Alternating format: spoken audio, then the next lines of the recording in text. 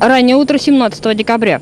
Сейчас здесь, на летном поле аэропорта Якутск, ожидают приземления самолета, на борту которого рабочая делегация правительства России во главе с вице-премьером, министром финансов России Алексеем Кудриным. Тема дня – подписание нового торгового соглашения между акционерной компанией «Алроса» и транснациональной корпорацией «Дебирс».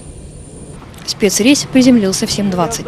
Первыми из самолета вышли вице-премьер Алексей Кудрин и знаменитый полярник, а ныне заместитель председателя Госдумы Артур Челенгаров. В составе делегации также прибыл руководитель Гохрана России Валерий Рудаков. Другие московские чиновники – центральная пресса. Всего 43 человека. Из аэропорта делегация отправилась в ознакомительную поездку по городу. После этого в мэрии состоялась встреча со столичными властями и руководителями предприятий. Заседание открыл президент республики Михаил Николаев. Он сообщил, что Алексей Кудрин прибыл после утверждения федерального бюджета. Город Якутск включен в этот главный финансовый документ страны отдельной строкой. В ходе встречи выступающие познакомили министра финансов России с проблемами, стоящими перед городом и его жителями, решить которые весьма сложно без федеральной помощи. В частности, поднимались вопросы финансирования строительства водозабора, очистных сооружений, дамбы. Особо была выделена тема жилищного строительства, ЖКХ, дорог и социальная сфера, а именно здравоохранение и северные льготы. В ответной речи Алексей Кудрин отметил, что российская промышленность имеет влияние не на многих отраслевых мировых рынках. Однако в алмазной отрасли Россия занимает одну из лидирующих позиций. И судьба алмазной промышленности вершится в столице республики. Поэтому Центр должен уделять городу больше внимания. Далее министр финансов поделился своими впечатлениями от поездки по Якутску. Я, конечно, ехал сюда не в такой степени, может, готовился к чисто городским проблемам. Но то, что я увидел сегодня, и, пожалуй, то, что даже здесь услышал дополнительно, для меня во многом было неожиданно. Мы проехали почти по всему городу, и я везде видел состояние, очень плохое состояние. Алексей Кудрин заверил, что окажет содействие городу в том, чтобы он был включен в действующие федеральные программы по строительству жилья, дорог и очистных сооружений. В заключении встречи глава администрации Якутска Илья Михальчук преподнес в дар министру финансов Российской Федерации сувенирный нож, не забыв при этом, согласно поверью, взять монету.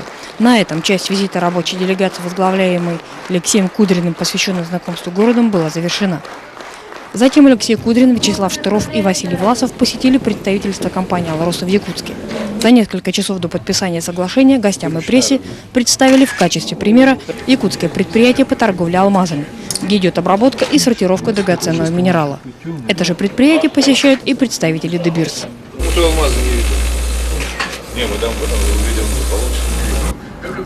Новая концепция развития российского алмазно-бриллиантового комплекса до 2005 года наконец-то определила основные пути развития отрасли, уточнила, как достигнуть скорейшего роста базовых показателей, увеличения добычи алмазов, производства российских бриллиантов и повышения продаж ювелирных изделий.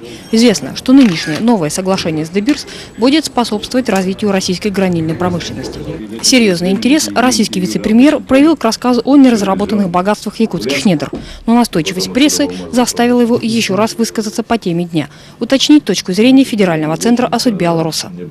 Могу сразу сказать, что доходы Республики Якутия при любом рассмотрении вопроса, который будет проходить по согласованности с республиканской правительством, администрацией республики, не пострадают. То есть доходы всегда будут такими же или расти, уменьшаться они не будут.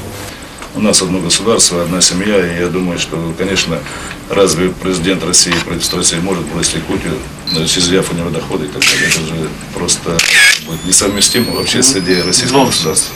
Это нонсенс. Алексей Кудрин, который курирует российский алмазно-бриллиантовый комплекс, высоко оценил «Алроса» как одно из немногих надежно работающих предприятий. Вот с кого нужно брать пример. Однако здесь, в Якутске, Кудрин столкнулся с неожиданными для себя проблемами. Оказывается, столица республики требует к себе большего внимания. Без помощи федерального центра не обойтись при решении двух основных проблем – строительства дамбы и нового жилья. Жилой фонд, коммуникации транспортные и коммуникации очистные, водозабор – это вопросы, которые должны решаться и в рамках федеральных целевых программ в области жилья, в области жилищно-коммунального хозяйства. Я должен сказать, что я не ожидал, в общем, увидеть некоторые проблемы в таком виде. То есть они более острыми, чем это я, допустим,